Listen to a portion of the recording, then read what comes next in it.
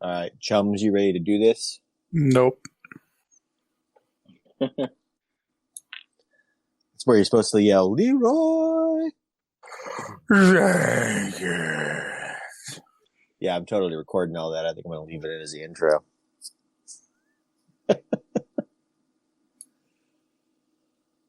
All right, and cue the music.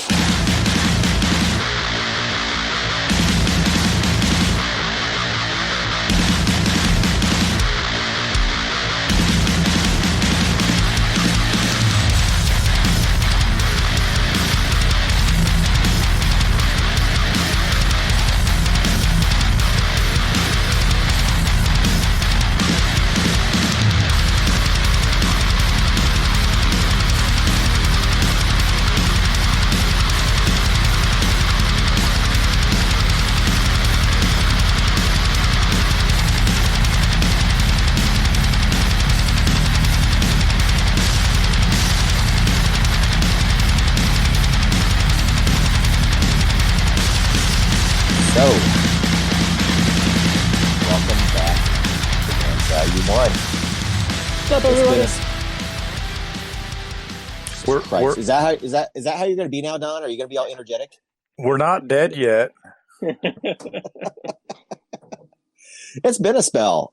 Michigan GT was the last time we recorded, which was 10/22 of 19 was the last podcast we returned. We're in a whole new decade. Wow, the future, right?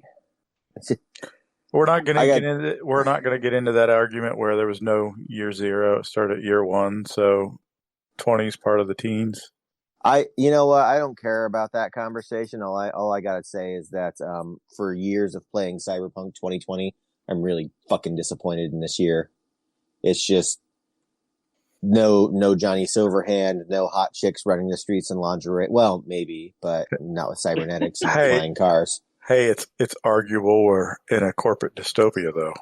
Well, that's very true, and that was the part that sucked most about Cyberpunk. We didn't get any of the good stuff out of it. So that's disappointing. But so we've been putting off recording for a while because we've been bouncing around of what to do. When we started this podcast, it was very drop zone, drop fleet centric, and since Battle for Earth came out, there's been major rule revisions. Our groups really suffered a lot from that, and Jordan and I particularly just haven't had the gumption we used to have for the drop verse. So we've all been kind of branching out into new games, and we kind of brought the conversation back around when we started Command Value 1. We didn't want to focus just on the drop verse. We wanted to talk about gaming in general and hobby in general. So we thought, well, let's just bite that bullet and talk about what we have been doing. And, you know, there's still stuff we're doing with the drop verse. There's events coming up that we're still involved in, that we're still prepping and planning for. So, we haven't abandoned the franchise, but we certainly have diminished our presence in it compared to what it used to be. So, since it has been a while, in case you forgot, I'm Drek, and with me, as always, is Jordan. Hello. And Donald. Hello. Yes, I still work for TT Combat. Yeah, so. Don's a lot closer to the drop verse than we are because he gets his paycheck for it. And because we, for some stupid reason, like him, despite the fact that he thinks Topher Grace is the greatest Venom ever. That is not true. It is true. You get me beaten up at shows, man. Yeah, no, nobody's going to beat you up over, because there hasn't been a good theatrical Venom yet anyways. True. But anyways, we still do have close ties with TT because we've got a Don. And so that'll take us straight into the whole what's new. And since it has been a while, Don, there's a lot of shit to cover in the new department. There is. So Resistance has finally been kitted out. So they are now up to speed on everything but Dreadnoughts at the moment. They don't have Dreadnoughts anyways, though, do they? They just have Grand Cruisers or Grand Battle Cruisers? There Correct. May or may not be a Dread coming in the future. But yeah, there's I guess they're one sort of out of sequence ships are the Grand Cruisers, which came out before the Battle Cruisers. So now the Battle Cruiser and the Battleship kits are out. So it's a nice looking fleet. So everything for Battle for Earth, drop fleet wise, is now out. Yeah, it is. Yep. I'll tell you what did catch my eye was the titanium pattern stuff. That's sharp looking. I have no longing to rebuy my entire UCM army, but I could certainly find myself picking up a couple extra Raven A's in that pattern just for the sake of having them. Did they do an Albatross Titania? Not yet. I would assume that's coming because why would you leave one ship out, you know? No, right. Well, I have a couple of Condors from when they were show exclusives. So I haven't painted them up just because I haven't been playing zones. So much of my drop burst stuff has just been sitting around. I painted a couple of Junos and a couple of Tritons that still haven't gotten in my case. But if I ever feel like blowing the dust off my UCM, I might rework all my transports into that scheme. I haven't decided yet, but I figure closer to excuse me. God, I couldn't even say it without throwing up. No, I'm kidding. Closer to Origins, I'll probably shake the dust off of my PHR just because I'll need to be testing out some potential rule modifications and getting ready for that tournament. But what else? What else has been new, Don? What else do we got new? Well, let's see, all kinds of terrain. So the notable terrain, in my eyes anyway, we got a whole new Elven set of terrain out, which looks pretty sweet. There's even like a really cool looking boat on that. Man, it looks like it came straight from New Zealand. Yeah. It might be. But I mean, it is a beautiful kit. If I had a use for it, I would be all over that. Our fantasy stuff is crazy. Like we have so much good fantasy stuff. Mm-hmm. And then we did the halflings. All came out prior to those came out. No, they were prior to our last podcast because I had some halfling stuff with the GT. So we're sitting on a few different like whole sets of fantasy style terrain, so you can kit out your RPG boards and have a totally immersive play area based on your fantasy races. I've been going nuts on that terrain stuff because I got the World War II white box and quite a few other buildings and that abbey and that tower because those worked for World War II as well. Mm-hmm. Yeah, it's really not expensive to get a whole table of stuff going, a dense table of stuff. Speaking of World War II stuff, there's new Gothica terrain as well, and there was a couple of pieces in there that looked like they could slip right into a European city outscape as well for your World War II. Not 100%, but no. Well, I think we had a conversation about that. It's like, well, we could do a Stalingrad table or a Fall of Berlin table, and it's blown up enough, and it looks sweet, and especially if you look at like some of the architecture of like the Reichstag and those buildings after the Nazis had been in power for forever, and 12 years I guess isn't forever, but Hitler was really big about remodeling Germany, and there was some Gothic-esque motivation to those architectural choices that you could, if you're doing Pacific theater too, you could rob a little bit of Eastern scenics. Yeah, kind of mix and mash. And I mean, we'll probably get into this more later, but I'm avoiding Pacific until Don takes a plunge on Marines, and then I'll probably take a plunge on some Japanese. But I didn't know you were waiting on me. Okay, well, I'm not. Don't. I'm Jesus. I've got an entire SS army I'm still finishing up. So. I say you tell me that I'm on it, right?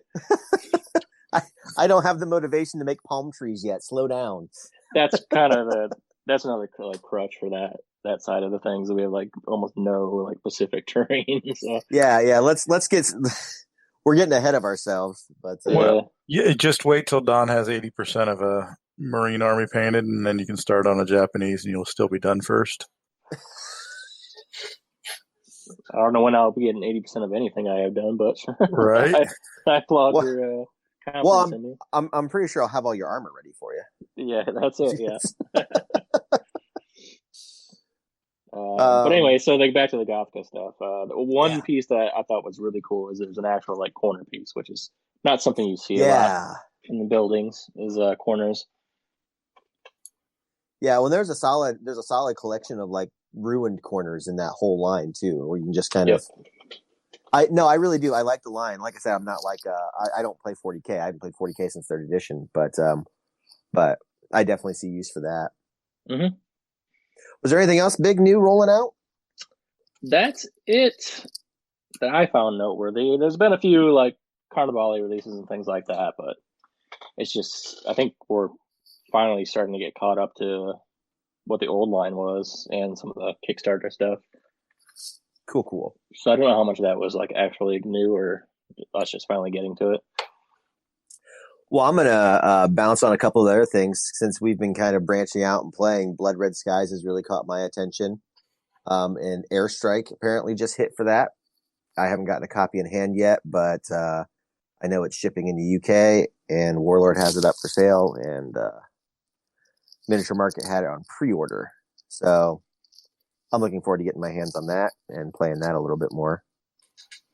It's a little encouraging to see Miniature Market getting a new product like that. Yeah.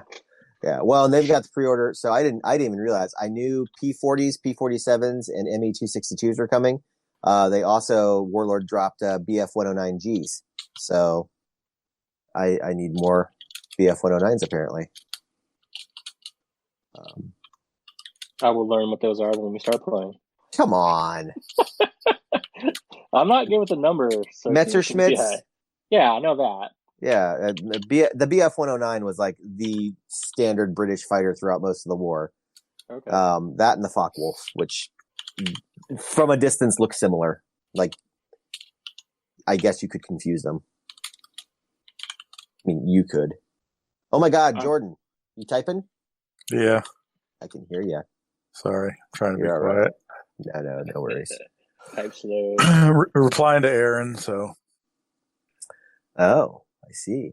Well, while you're paying attention, do you want to move on? Don, do you have anything else new to talk about?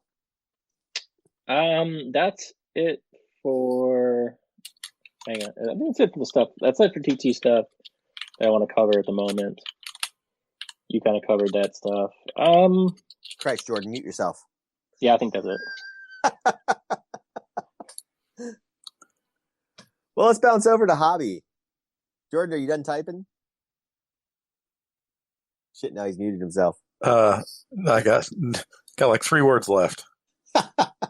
Okay, type them quickly, then talk about hobby. We're all going to pause and stare at Jordan while he finishes typing. Oh, he muted himself again, didn't he? Oh. Well, Don, I did. I'm back. Hey, what you been doing hobby-wise, Gordo? So I just spent an entire long weekend playing board games with my cousin and uncle. Those are game recaps. That's not hobby. Oh. God. Failed me again. A little bit of Americans. Built some Americans, built some terrain, not a huge amount of either. I suppose we keep talking about it. I suppose the blanket statement we need to make is that collectively as a group, we've all taken up bolt action. Yep. And everyone's playing Americans except Patrick and I, and Patrick. And Josh. Say that all 2 of us are playing Americans? You 2 are playing Americans. Patrick down in Columbus has got an American army. I've got a U.S. Airborne Army. So, I mean, we both played Resistance, so I know it only makes sense we play the same army, right? It's amazing. Every game that comes out, you guys take easy mode. Oh, come on. I thought the British was supposed to be easy mode. Oh no, man! Americans are full on easy mode in bolt action. That move and shoot rule? Oh, you can ignore that, America. That negative to come in from reserve? Don't worry, America. You don't have to do that. Hey, man. More machine gun teams? Sure, America. Everyone wants more medium machine gun teams. Okay, so maybe they got one drawback. So you built some U.S. infantry. Did you get any armor or anything built up? You bought a starter army and a ton of stuff, didn't you? Yeah, I bought a starter army. I bought a Jeep. I bought a Wolverine and a Hellcat, I think, and a Pershing. And a Pershing. I thought you got a Pershing. You should read Spearhead, and you'll appreciate that Pershing more.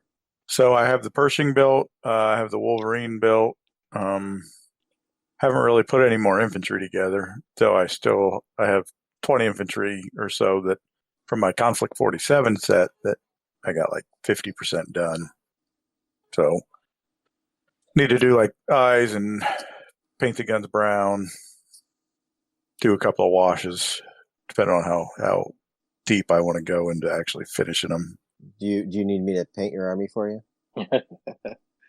I mean, I commend you for painting eyes. I probably won't paint eyes. I've stopped that. Although I'm regretting it with my SS now. I'm like, man, I should be putting eyes on these guys. I see what you did there. But I'm bumps. I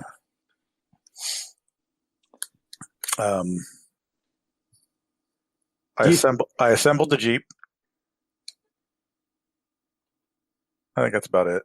I mean, at GordoCon, if I'm not cooking, do I need to be painting your army? Is that my lot for the weekend? That is GordoCon. We're not gaming. We're assembling and painting my miniatures. That's the only reason you guys are coming down here. Okay, well, that's Friday. What am I doing with the rest of the weekend? Well, I'm going to drink exponentially more then if I'm going to be doing all that. No, Don, we want the painting to get done. We'll just have you assemble it. Right, yeah. If he's going to paint them and get done, he's going to have to be... hold you hostage. You'll still be here for 6 months. Jesus, Don, we only gave you 6 guys to paint. I can't argue that. Anything else in the hobby department, Jordan? Since October of last year? I don't think so. Try to keep my purchases down. I don't think I've gotten any miniature Kickstarters from 3 years ago that just finally fulfilled. Not that I need more backlog of miniatures sitting here unpainted. Oh, that's what we all say. Yeah, but I got a lot. Did you not see the meme I shared today of the scene from Empire Strikes Back where Vader's like, Luke's like, I'll just buy a couple of miniatures to start an army, and Vader's like, I've seen your future. It's just nothing but a sea of gray miniatures. Since I backed Zombicide 2, I thought about buying Zombicide 1 when it was on sale at my local game store at Christmas, just so I had those miniatures. I backed that CMON time machine, and I spent $1, so it wasn't a big deal. But when the time came to be like, all right, I'm going to invest $80 into a box of 40 plus minis, I was like, you know what? I kind of want it, but I don't want to have to paint it. Which $80 box? I don't. I think I was going to do the Horde box, and then I thought about the Huntsman box. Because there's a couple of Massive Darkness expansions, and then and that's the thing. I was looking at it, and I'm like, this is going to get out of hand really quickly. So I could spend all of that money on bolt action. I did get the Night box, but the Huntsman box was out of stock. So maybe I should have stole your $1 one, because I had to get the Monty Python miniatures. Had right. to. I know, I'm with you, and it's like the novelty of that. It's like, oh man, I kind of want those, and at the same time, it's like, but then I had to paint them, and some of them were in each box, so buying them split up was a little more expensive. Because was it either the Knight or Huntsman was sold out by the time I got to it? I don't know. I looked, but even like when I got early access, so I was on it like first day, and there's shit that I wanted in there that was already sold out. Like there's 2 expansions for Massive Darkness that had heroes in it, and one of them was already sold out again. Yeah. How do you sell that on the Kickstarter? So the time machine was just, they reprinted a bunch of stuff, and they printed limited quantities, so people just got to go in and buy it. Oh, so it wasn't even like a pre-order. It was more just, it was literally. No, they're like, this is all the shit we're going to reprint, and we're going to reprint like 500 copies of this. And did they actually say? Did they actually say they were reprinting it, or this was all the stock we just found, quote unquote, in China? I think it was a little bit of column A and a little bit of column B, but But yeah, it's just like I said. At the end of the day, it's like I've only painted like a fraction of my Massive Darkness shit, and I just got so much CMON stuff to paint that I was like, man, I can't justify buying more. As it sits in its case, not getting painted. Well, that was the other thing too. Is I got all the Fantasy Zombicide stuff, and haven't done anything with it. I understand. What about you, Don? What have you been doing hobby-wise? I've actually had a pretty productive hobby schedule. Mostly work-oriented, but... So that makes it not a hobby, right? Right. It was still a building and painting of miniatures and such. So I got the PHR and Sheltari starters finally done and sent off to work a few weeks back. So you can look for that starter to come out before too long here. And then on top of that, I'm currently working on a new drop zone demo board. So it's building, painting, and assembly at the moment. Yay, we don't have to bring our terrain to shows anymore. So I finally have all that stuff done. And then I also built a ton of bolt action stuff. Recently got some veteran Americans done. I need some assault squads, so I busted out most of what I had left on those sprues and built a lot of SMGs. And then what else did I do? I did a couple sniper squads. I need to finish off some anti-tank squads. Did a chaplain and a medic. No need to do more than one of each. Armor-wise, stuff would be the Easy 8 M20 M8 kit, which was really nice to put together. Greyhound. And the Greyhound. I should just say the M8 because I'm not ever going to use the M20 version until we revise that one. You never know. If we start playing theaters, you might only have a choice to use the M20. That's true. Okay. Yeah, I guess that's considerable. And then a couple deuce and a halves for cheap transports. I am stunned at how much nicer that Rubicon kit is to the Warlord kit.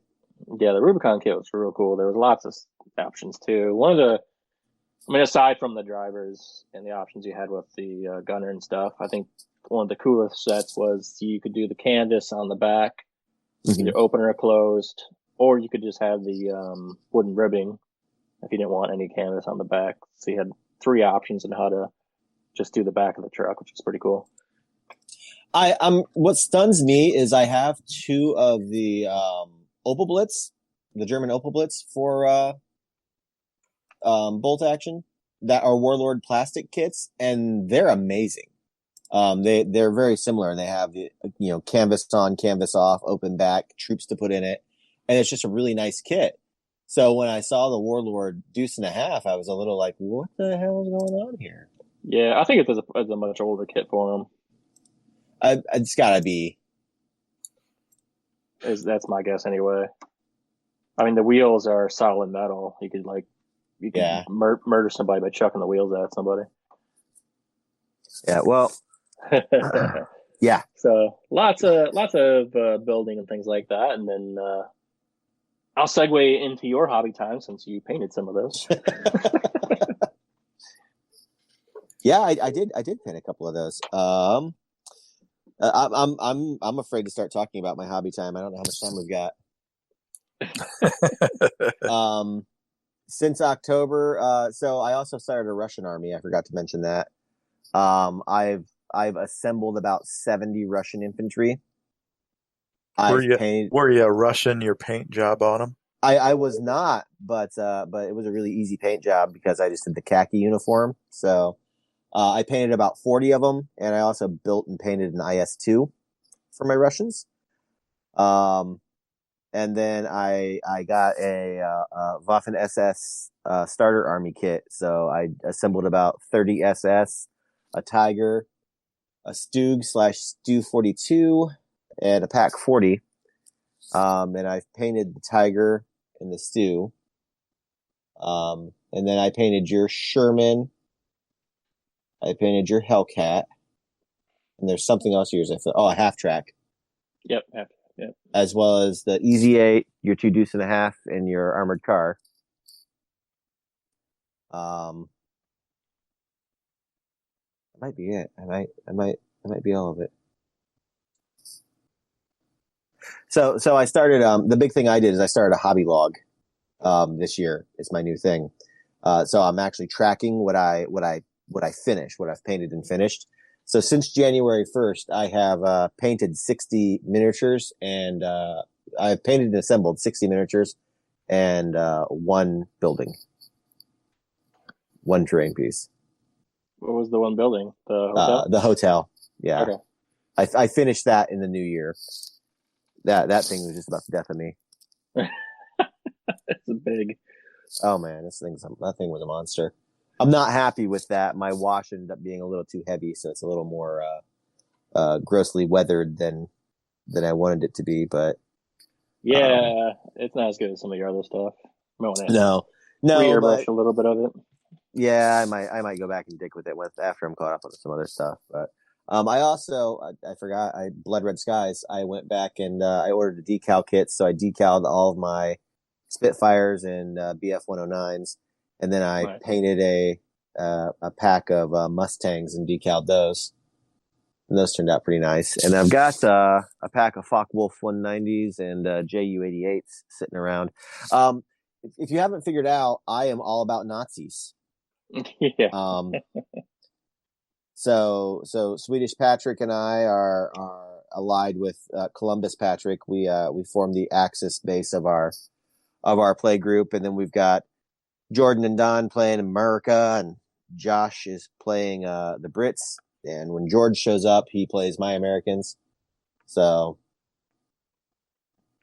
and then I've got the Russians in there that I'm gonna secretly attack America with. We'll just continue on with World War II as if we never stopped. We're going to branch out into Conflict 47. Someone's going to start playing the Polish with the horses, and cavalry. Yeah. Bring in some French citizens, spice things up a little. So if you buy the current British airborne kits, they come with heads that have helmets and caps for Polish airborne. Oh, do they? Okay. Yeah. And if you're gonna play French, if you want to play like late war De Gaulle Free France, you're basically just playing America anyways. So we could seriously sit down, Jordan, between what we've got and have a Vichy French and a De Gaulle French fight if we wanted to. Yeah. I mean, there's a decent amount of Polish releases, though, too. There's a lot of armor, and if you're playing early war, they do have the cavalry, but very early war. They didn't last long. They also have no.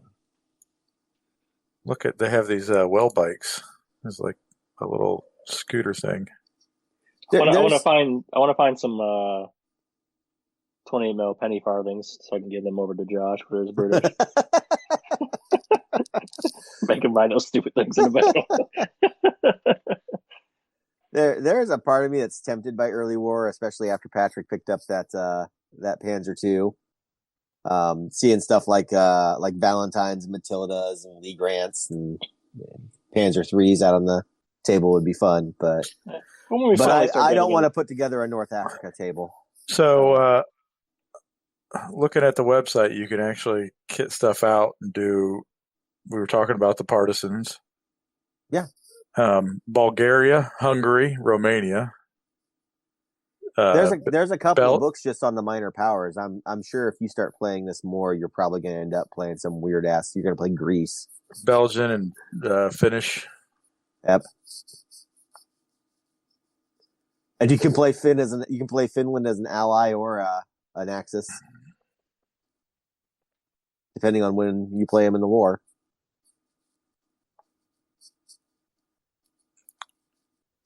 I mean, you can do that with the French too. So, yeah. French is fun though because you can get like the Char B. It's a big old tank. I'm half tempted to play Italy, but they've got like one of their special. I can't remember. One of their special rules like literally makes them break easier than other armies. Yeah. Like it's a special derogatory rule. But like they have a if they're an attacker defender mission, there's a special rule that allows them to set up like extra barricades.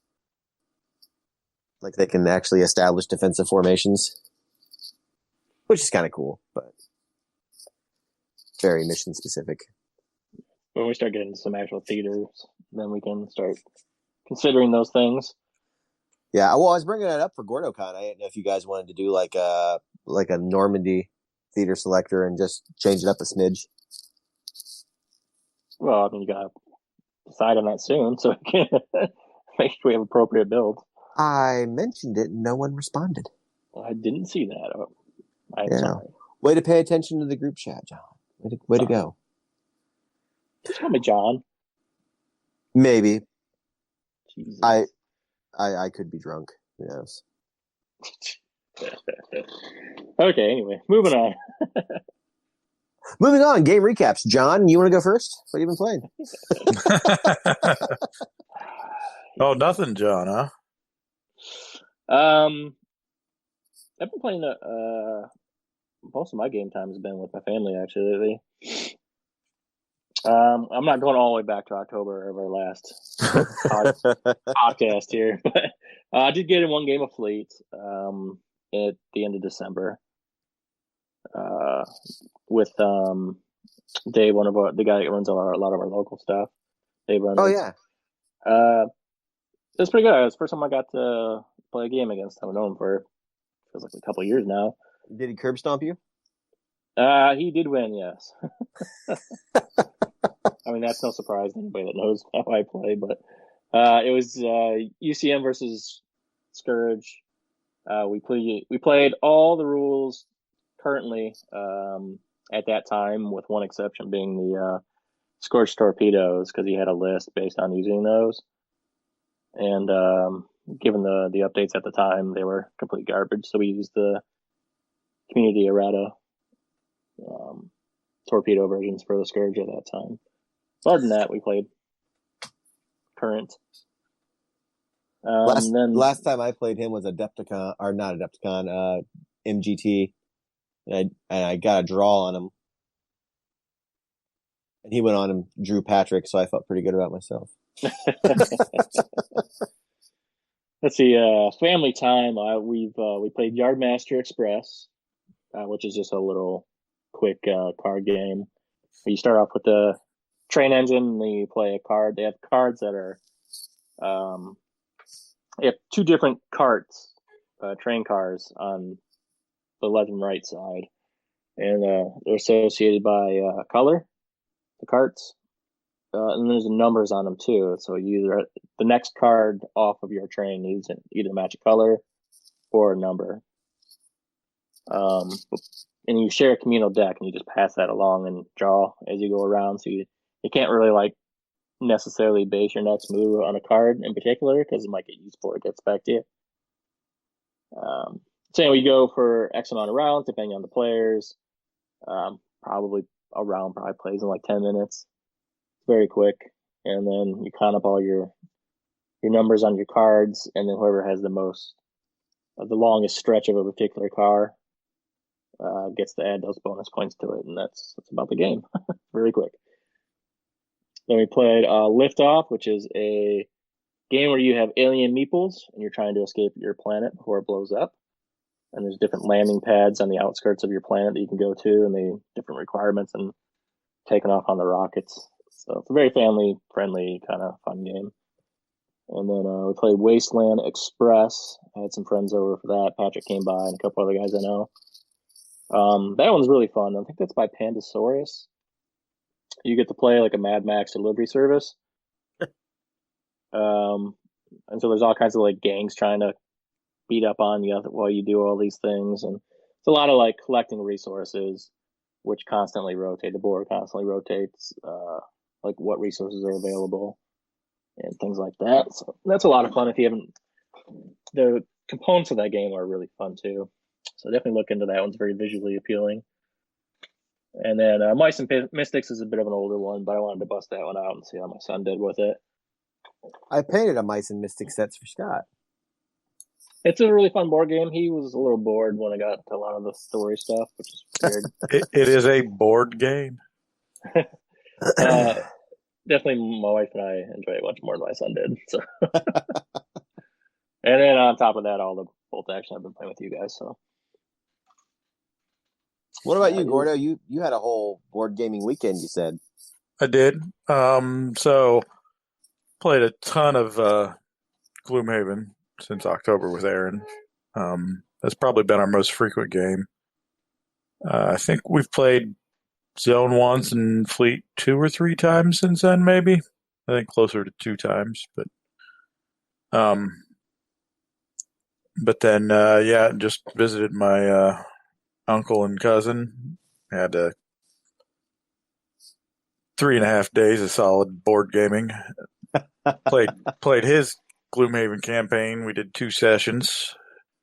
Then I played Kingdom Builder, Machikoro, Exploding Kittens, Cloudspire, Red Dragon Inn, Battle for Greyport, Too Many Bones, and I think that might have been the entire weekend. Is that all? I'm going through all the games I took and trying to remember if there was another one of his that we played. I don't know. Yeah, that was it. Did you sleep? I did.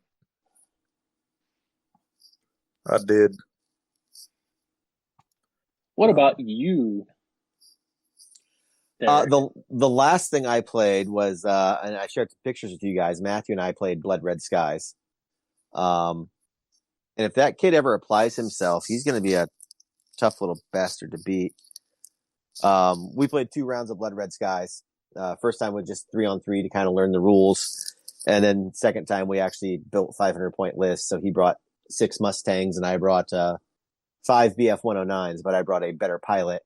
And I got to tell you, we took 6 turns and like I beat him, but only because his dice let me. Like his rolling just sucked enough that I was able to get a couple of 109s tailing one of his Mustangs and shoot it down to get enough. Do you understand how to play Blood Red Skies at all? I watched some learner plays, but I've never actually played. So the general easiest mechanic, the easiest way to win in Blood Red Skies is to drive your opponent off. So every time you hit a plane, that plane earns a boom chit. If you earn more boom chits than you have planes, your squadron bugs out. So if you have 6 planes and you earn 7 boom chits, you lose. So the only way you can hit anything is to roll a 6. So you have your pilot skill plus your firepower dice to shoot a target. And if you get a 6 on one of those targets, if you get a 6 on one of them, you'll hit. If you get 2 6s, you still get 1 boom chit. But then what happens is the planes have 3 levels of advantage. They have advantaged, neutral, and disadvantaged. So you can only fire at a plane at a lower level of advantage than you are. So if you're advantaged and they're neutral, or if you're neutral and they're disadvantaged, you can fire on them. If you fire on a plane that's disadvantaged and hit it, it has to make its dodge check. If it fails its dodge check, you'll actually shoot it down. If you shoot it down, they earn an additional boom chit. And they now need 1 less chit to lose. Okay. So that's the game in a nutshell right there. So Matthew had 6 planes, so he needed 7 chits to lose, and I was able to shoot down one of his Mustangs, which gave me 2, which put me over. But yeah, man, he was just all over me. But so your pilots have skills ranking from 2 to 5, 2 being a rookie, 5 being an ace.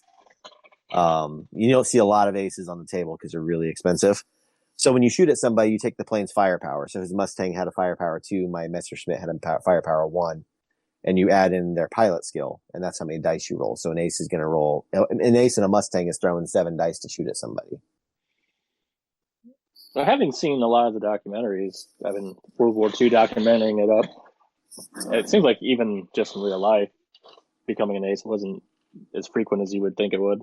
No. I mean, getting 5 confirmed kills was not an easy task. Right. And it had to be confirmed kills too. I mean, you could riddle a plane of bullets and it could fly off, but if you didn't confirm it crashed, then it wasn't a confirmed kill.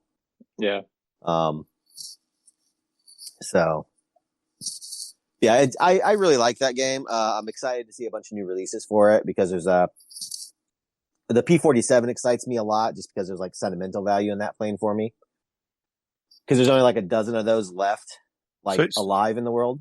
So you're going to get late war Germans where you could like field one single jet, just zooms across the table real quick. So the ME-262 stats are already out. It is pretty zippy, but it's not very maneuverable, which is pretty much how it was. It is not going to be an easy thing to fight, but it's killable. I don't know what the point value for it looks like, and that's one thing with Blood Red Skies too. Is I don't know how its community functions. Like there seems to be a tournament based group there, but a lot of them are just like, I enjoy playing this. And with Airstrike coming out, it's more like it's fun to tie it in the Bolt Action or Cruel Seas. So that's more what, like, at first I was like, dogfighting is not that much interest to me. But now that with some of the more ground based interaction coming into it, that's gonna really pique my interest. Yeah, it's really weird. Like so that statement you just made was I was a couple of different interviews I've listened to of Andy Chambers. He never had an intention of like ground attack being part of the game, but as the game's life kind of went on, that seemed to be something that people really wanted. Mm-hmm. So now they're having that Midway box set come out, and it's going to have the Airstrike rules in it. So it's going to come with like a cutout of a ship, and it's going to be like Wildcats and Zeros. Well, I feel like that's kind of the progression of the game. I mean, there was only so many types of aircraft, unless you want to go through all the marks of each type of aircraft, which is just going to be silly, you know. Well, and the way the game is like boiled down, that there's only 3 attributes per plane. There's speed, maneuverability, and firepower. And firepower and maneuverability are 1 to 3. And then speed goes up to like, if you get into jets, it goes up to like 14. So it's not like, there's not a lot of attributes for it. There are cards, and the cards give those planes special abilities.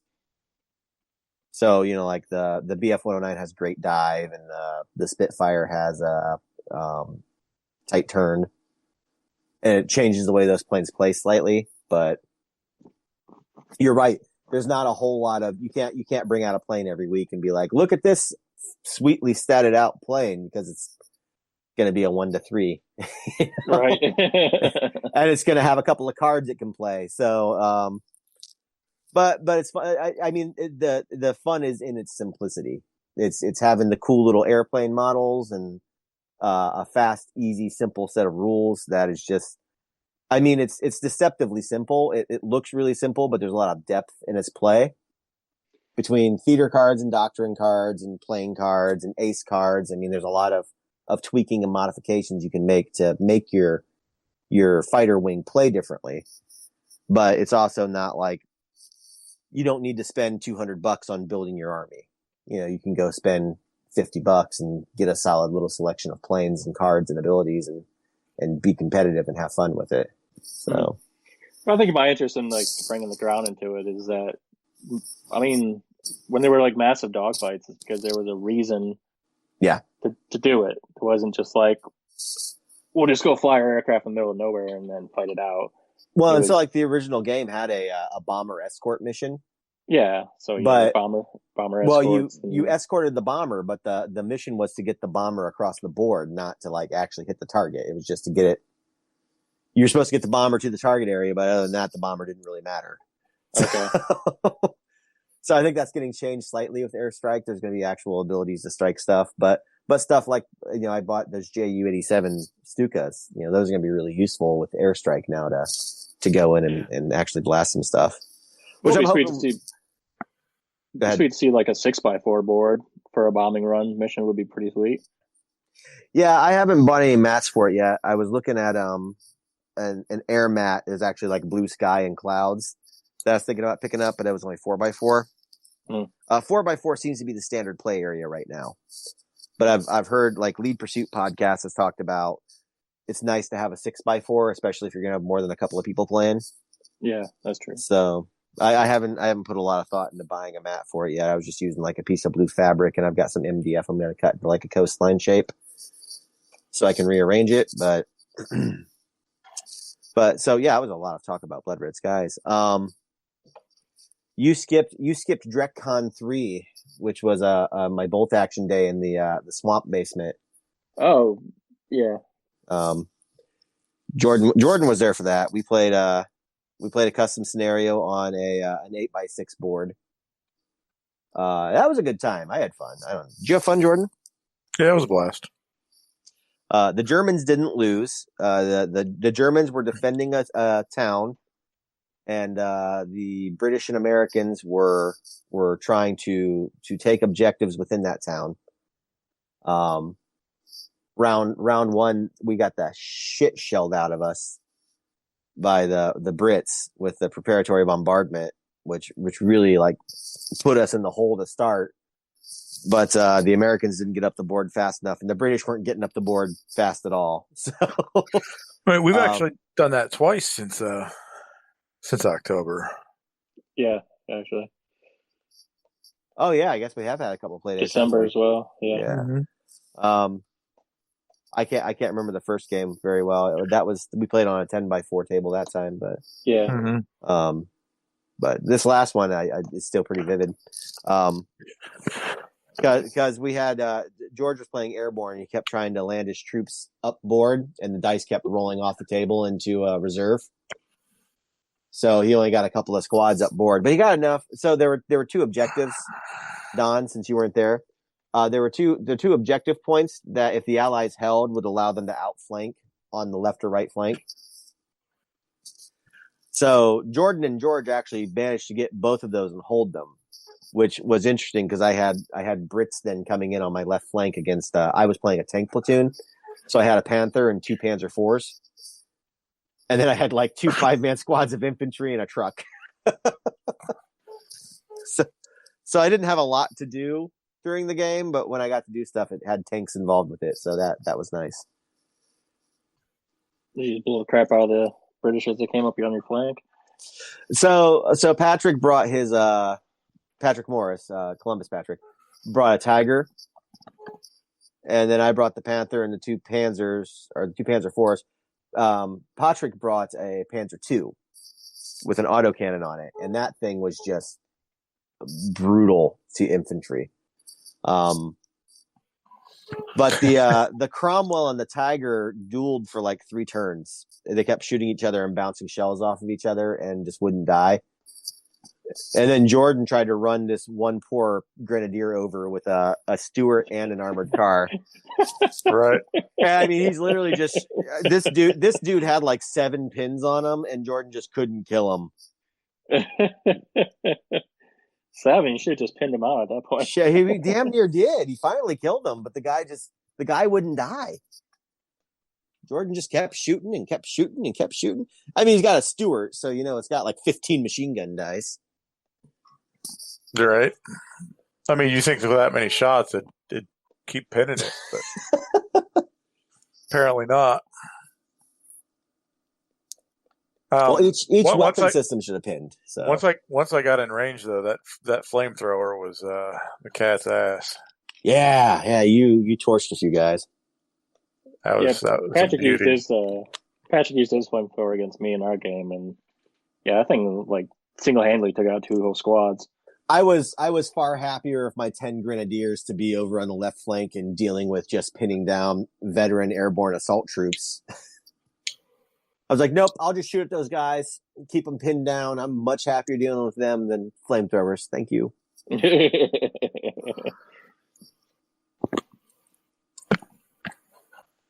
But that was a good time. I'm looking forward to hopefully we can get something going at Gordo's in a couple of weeks. That'll be fun to get another game in, or maybe even play a little Blood Red Skies and try out some Airstrike rules. Yeah, that'll lead us right into upcoming events, right? I mean, there is a lot of other stuff we could play too, though. So, well, I mean, we're going to get there early on Friday if someone will get his ass out of work. I can't. We're going to be playing games in your front yard. Wait before you get there.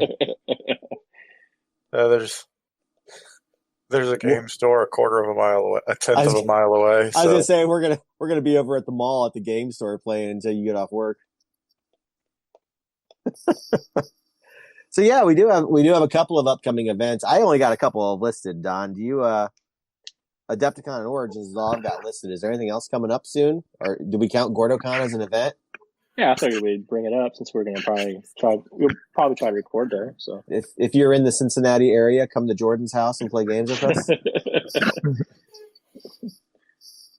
So yeah, we'll be meeting up over at Jordan's house in a couple of weeks here for what we're calling GordoCon, which is just us being nerds. And I described it to somebody. I was like, yes, I am going to a friend's house to spend the night and play games. Yep. As an adult. It's like being a teenager again. We're going to eat junk food and play games and watch movies and stay up later than we do any other time and then complain about how old we are the next morning. Stare at Jordan's girly posters. There better be girly posters, Jordan. That's all I'm saying. That would require me to decorate. Did you at least hook the TV up so I could? The TV is hooked up. Thank God. The sound system isn't. God damn it, Jordan. The TV has decent sound, but I mean, do we want to burn a couple hours drilling a few holes in my my living room basement and moving ceiling tile around in the basement so I can run wire? Not really. I mean, if all I'm going to be doing is painting models and cooking.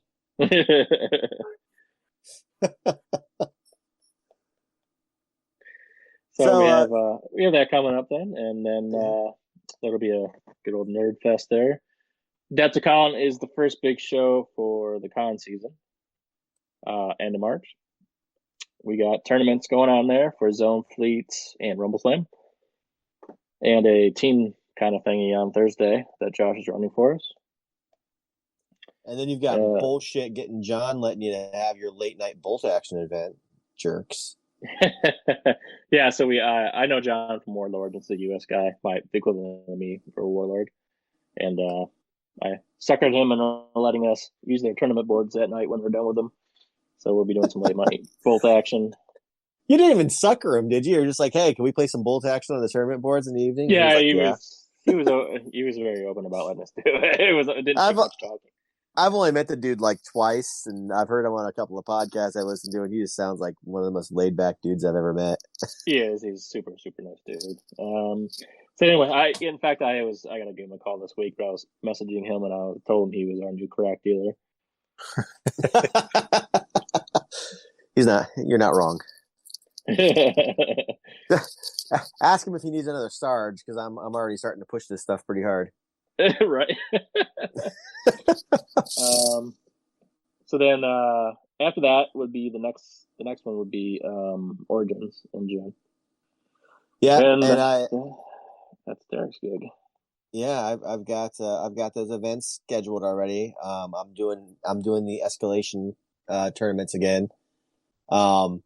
I'm working on a tournament pack for Drop Zone, and so if you've listened this far and you've been listening to CV1 because you're a Drop Zone player, here's where I need you to listen up and give me a legit feedback. One of my biggest problems with version 2 Drop Zone is CQB. I've made no bones about that. I hate the current CQ rules. I have worked around some alternative CQ rules. Some of them I think got brought up to Dave at one point. I brought them up to the old beta team, bounced it off of them and gotten feedback from them. I think I'm going to release those in the tournament pack. So it'll be a Origins specific errata. If you're considering coming to Origins, Are you cool with that? Or do you want to play rules as written?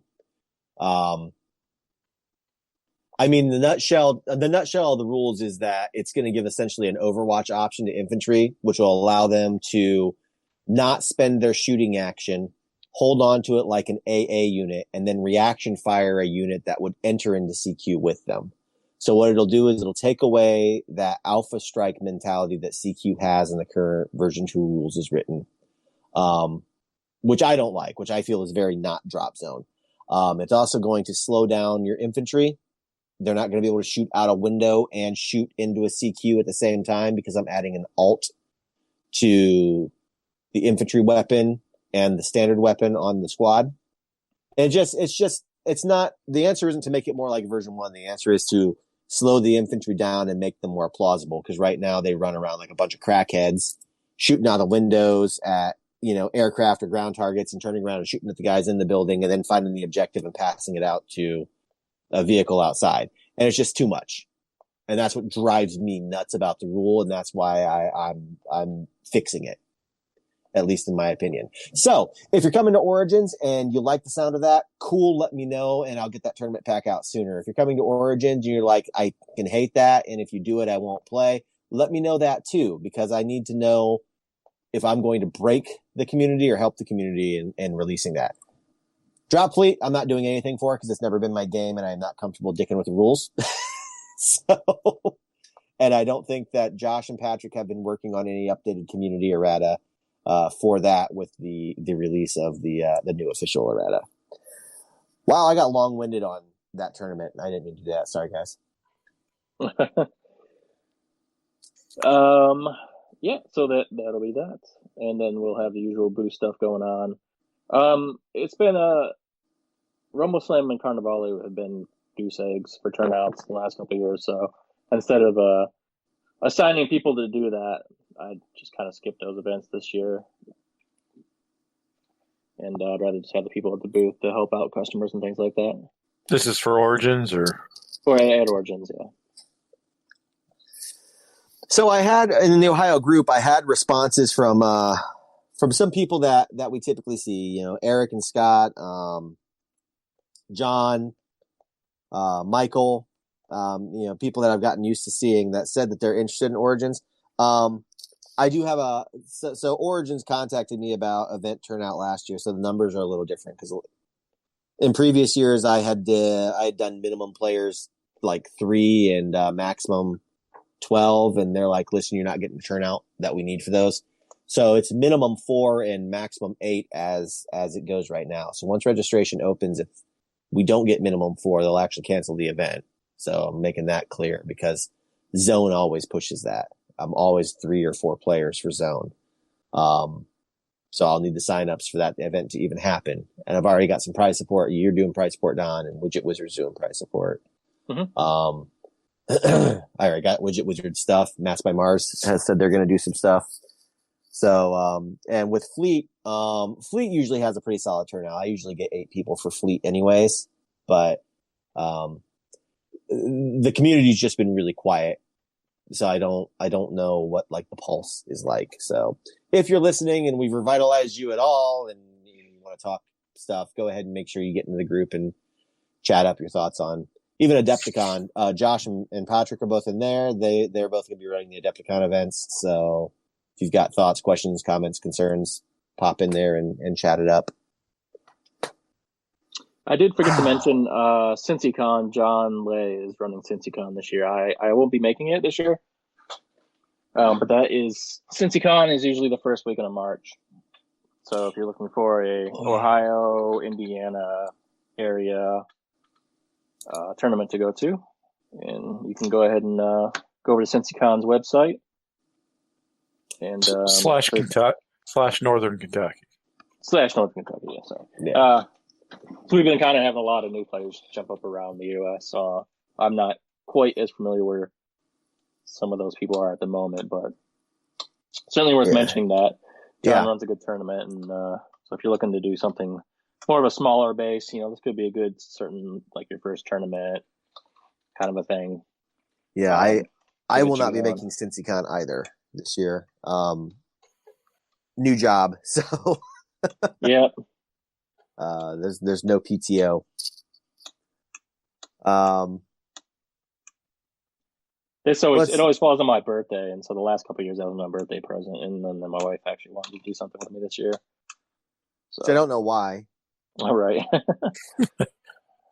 She married you, hasn't she? Hasn't she had enough of her mistakes? So anyway, but yeah, hit up John Lay in the groups, or go over to CincyCon, and registration is open for those events if you want to go play some Drop Zone. And that is all I'm going to really bring up for now. I don't want to get too far in advance. I mean, we're doing Gen Con and all those things too. Right. It's a little far out to call that on. Yeah. Well, I had this big final thoughts rant planned up, and I just don't know that I feel like getting into it. It's been such a positive vibe episode. I don't know if I want to end on being like grumpy about anything. So I think I can bitch about. I had just experiences with communities lately, getting into the Blood Red Skies community, getting into the Bolt Action community, and what a different environment and feel it's been. But I feel like I can rant about that at another time. I think we just go with a positive episode for a change. We haven't been out for a while. Let's just be happy. So wait. Our previous episodes were sad? No, but I always, in the final thoughts, I get on a rant about something, and it's been such a fun chat. I don't feel like ranting about anything. Do you want to rant? Get me pissed off about something, then I'll rant, Jordan. Come on. Like, do I ever rant about anything? No, so that's why. I'm not a ranter. And Don's not a ranter either. So unless you guys piss me off, I'm just gonna end on a happy note. I do want to bring up one final thing and final thought. God damn it, Don. No, I'm kidding. Yeah. Our new TT agent program is up and running. So if you would like to become a street team person for TT Combat, and you don't have to play all of our games, just one of them. So if it's Stone Fleet, Carnivale, Rumble Slam, your choice, or all four of them. That's Relic Knights. What? No, not Relic Knights. Relics. I was trying to remember. Is that the game? We're not. I mean, it's not currently we're not supporting it at the moment. We own it, but we're not supporting it at the moment. I don't even think you can get the preview model on the website anymore. No. So, anyways, if you're looking to become a street member for TT Combat, you will be associating with Chris in the office, but since I run all the US stuff, if you are looking to do events, you can also contact me as well. You do need to sign up to be a TT agent. There is just go to the TT Combat website, and there's links in there to get over to it. And then it's a whole forum-based thing. We're giving everybody emails so that way they don't have to get spam botted their own emails for event stuff and things like that. And we are looking for people to do demo sessions at all of our events this year, both here in the US and over in the UK. So if you're looking to earn some points, and eventually when we get some of the stuff in from China, we're going to have exclusive stuff for the TT agents. So there'll be some fun prizes for you guys to use to spend your points you earn on, not just on things that everybody else can get. So kind of I guess bragging items, so to speak. What are we looking at? Like things like pins and wearable items, and even exclusive alternate sculpts, like all kinds of stuff like that. So I've got the friendship of the US TT Combat employee, and there's no greater prize than that. Sucker. But yeah, anyway, so I would love to see all of you out at the shows, running demos at our booth, getting and that's how I started in the industry, is I just did that stuff for Hawk War Games. So I mean, you if you want to run that's what you did. If you want to run you can do things from demos to even running your own events at our shows. I mean, I'm very open to the community running those things, because I did it as a community member, and I felt it was very empowering as a community member to run those things for the company, and then pass that on to, Derek and Josh and some of the guys. After I had to abandon all that to hit up the booth and all that stuff. So I don't feel empowered running events. I feel tired. Shut up. So, anyways, you can get a hold of if you have questions about any of that stuff. You can get a hold of me. I'm in the groups, and we're also have our CV1 page as well. Feel free to email TT Combat if you're looking for any of the agent information, as I don't personally run that. I'll just be associating with you guys when you come over here to help us out. And just wanted to get that out there so people can sign up and start having fun with their communities. We don't have fun. Finish. Enough said. Enough said. But anyway, so just to recap on the episode here.